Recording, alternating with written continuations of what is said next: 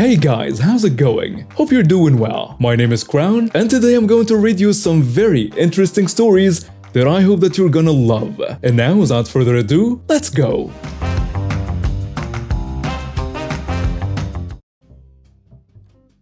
As a celebration to being fully vaccinated, myself and my family decided we were going to go away for a week to go whale watching. Such a trip needs supplies, so my family heads to the market of wolves to get groceries and such.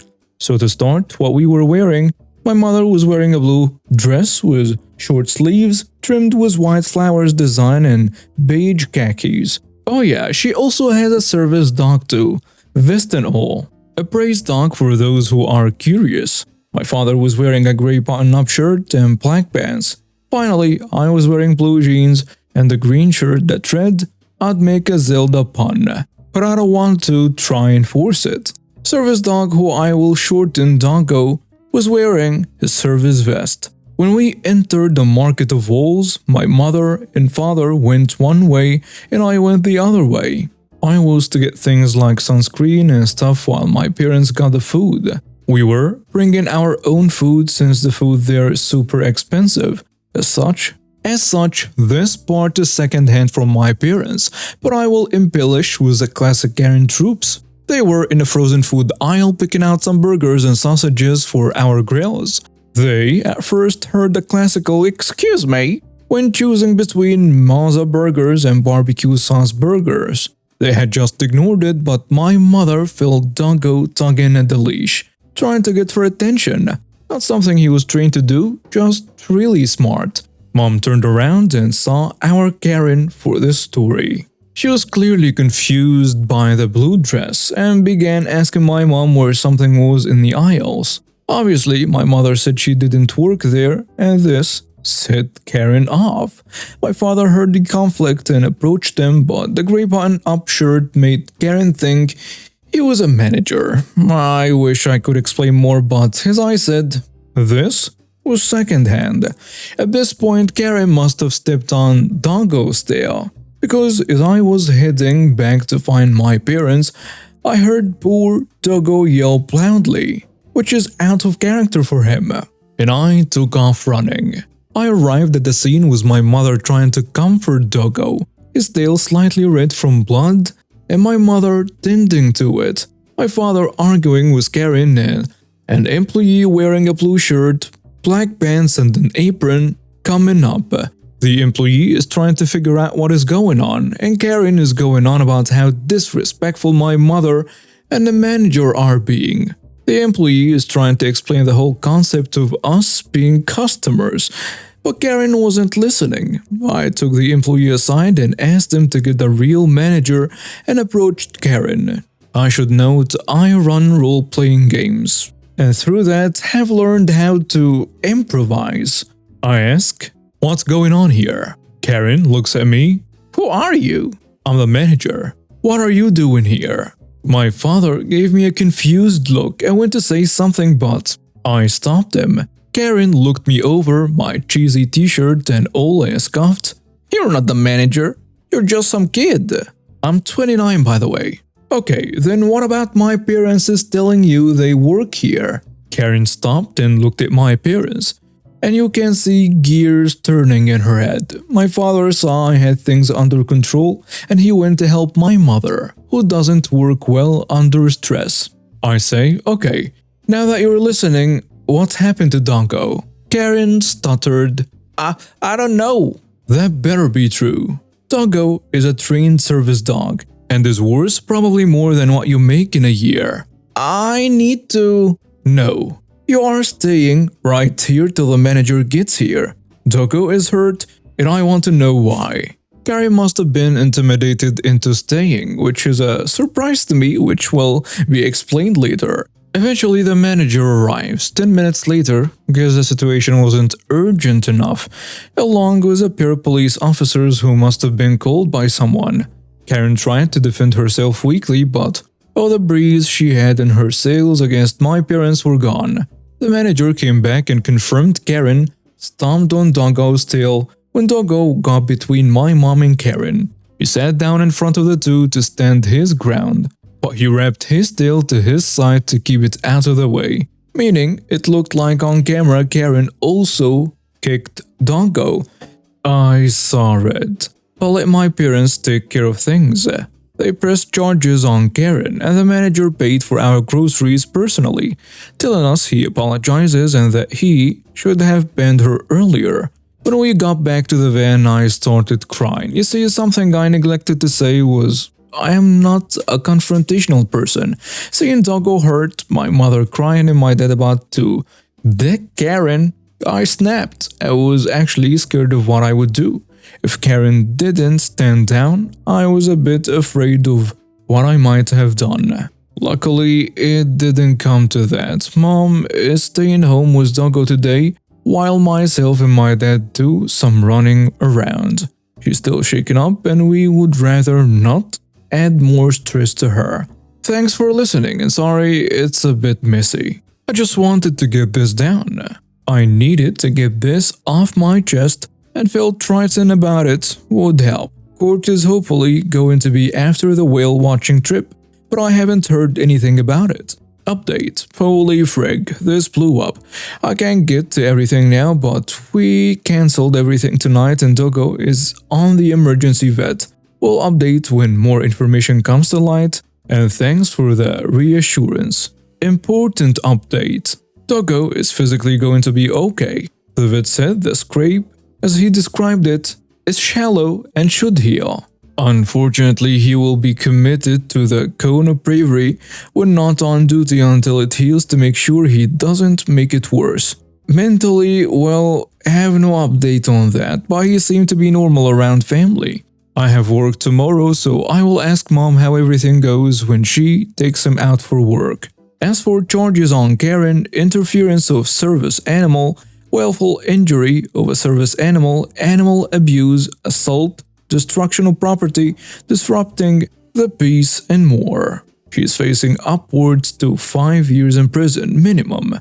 Nothing official has been decided yet, however. Also, who the heck is spending their money on me, giving me these awards? Seriously, everyone, you are too kind. Thank you everyone for the support. Final update before vacation. I won't be able to post until after vacation, so I wanted to answer or reply to as many answers as possible. I read everything, but I can't reply to everything. I will punch that Karen in the face, so this came up quite a bit. Honestly, the thought did cross my mind, however, my parents were right there. They taught me well, as cliche as that sounds. Even if I punched or got into a fight to defend them, they would have been extremely disappointed in me. Especially considering I didn't have the full story at the time. If it was just me and Doggo, perhaps I would have. But at this point, I am talking about a what-if scenario rather than what happened. You are a lot stronger than I am. Well, thanks, strangers. Honestly, reading your comments is making me feel better. As a shy person, I feel weak a lot of the time, can't get into conversations, sit at home and play games, but as someone has pointed out, I do seem to collect myself in stressful situations. It is likely due to the first aid training I have experienced, performing under pressure, but I don't know. Either way, thank you for your kind comments. How could someone hurt the dog? I honestly have no reason. Doggo might have made a threatening gesture or something. As I said, I wasn't in the area of the initial engagement, and I didn't see the CCTV either way. She done goofed up. Final words.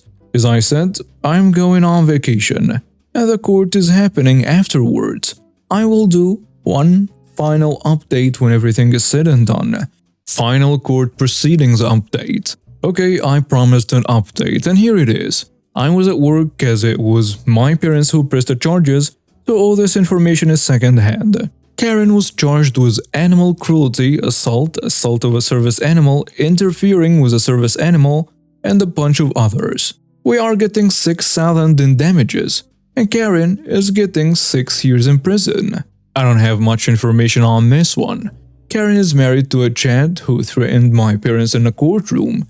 He is also charged now, but I have no details on that. I really hope they didn't procreate. Finally, Doggo is still capable of performing his duties, however, he is now skittish around people with high heels. Despite this, he performed his duties admirably despite the traumatic experience. He came out on a boat with us for whale watching. He got to say hello to a whale friend he met last year named Mocha, who allowed her calf to come right over to the boat we were on and tried to tip us over. Either way, it was an amazing trip, and Doggo is still the same Doggo he was before, just skittish around high heels. For backstory, this story isn't mine, it is my grandpa's, since he died before I was born. This has just been one of those family stories that I have heard since I was a little girl. My family has a lot of those, which I may tell if I find the willpower to do so. But it may not be 100% of what happened, but the main points are there. My grandpa grew up in rural Iowa. I'm not going to say where exactly, but Iowa is basically all cornfields anyway. So yeah, probably got a mental image in your head already. He was always a stand-up guy, and despite this happening over 70 years ago, at this point, you can still hear people speak very highly of the Boy Scout of a man that my grandpa was. I sincerely wish I knew him. At this point, my grandpa was in his junior year of high school, and despite being well loved in his community, he had his bully. Everyone has that one bully. His bully though just seemed to be a jerk to everyone. Teachers, parents, kids, hell. There was even a small town cop fresh to the force who got bullied at one point, which will probably go under entitled people if I make another post about when I ended up meeting this jerk. No one seemed to stand up to this stupid little high schooler that thought he knew everything. It got to the point where he'd go out of his way to brag about it to people. This did not sit well with my grandpa, but he didn't really know how to stand up to him without making things worse when it came to how he was being bullied. But one day, mistakes were made. My grandpa was getting a pop at a gas station with his friends, and this particular gas station had a restaurant attached, since it was a good spot for people to pass through on road trips or for a truck stop. And in a restaurant was a bully laughing loudly with his little weaselly friends. My grandpa listened, just sipping his drink, and heard that they were going to pull a prank on an elderly lady that owned a farmhouse nearby. This woman's house wasn't in this town, since her family had built that house long ago and worked the land around it. She was widowed, her children had moved away, and she hired people to help her maintain the place. Despite her age, I've been told that she was still a spitfire and insisted on doing a lot of the farming herself. The main issue with her health was heavy lifting. Anyway, back to the supposed prank. This woman didn't have indoor plumbing, which meant that she got water from a spigot near her house and that she had an outhouse instead of a normal bathroom that we had today.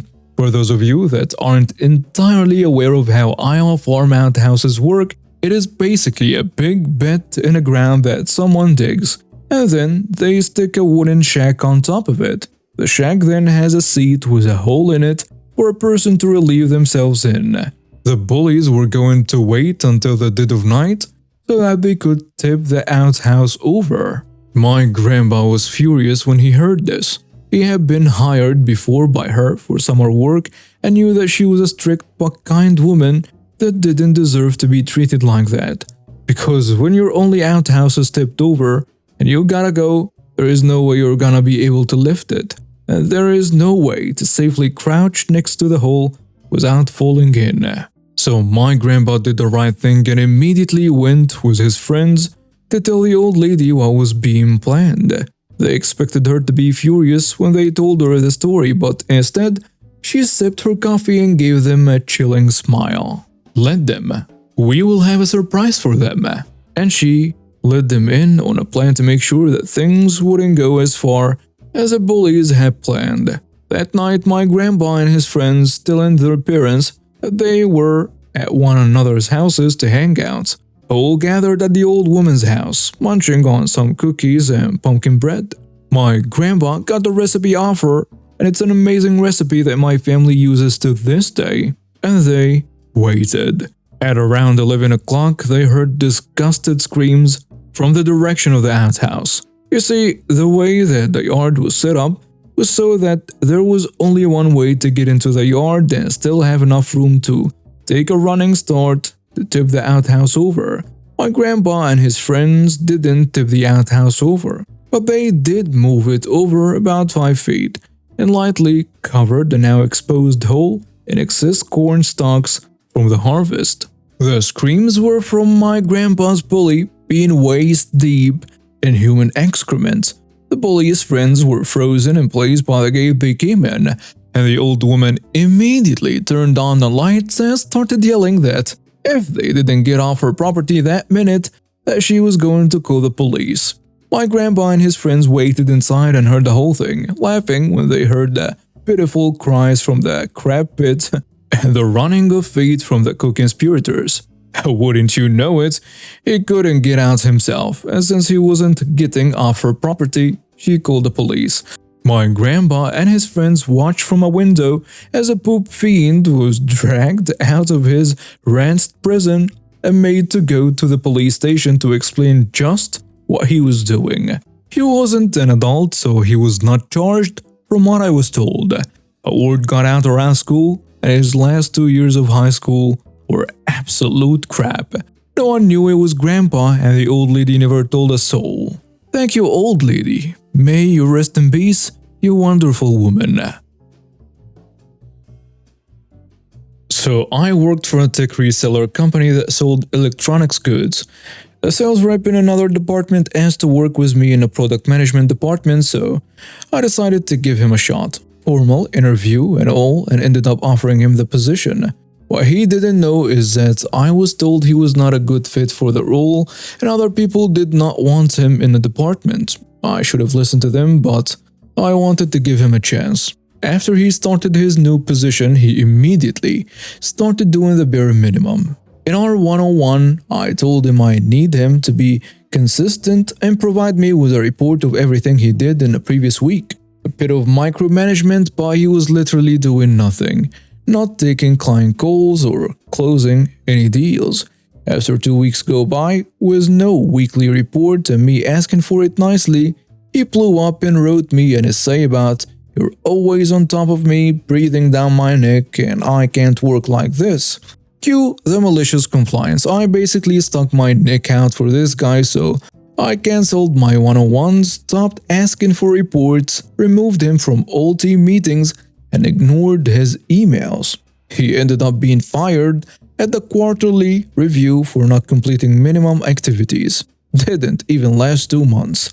Edit. Even though I interviewed and hired him, he ended up not being a direct report, but connected to my goals for the department. And now we have reached the end of today's stories. Thank you for watching and see you next time.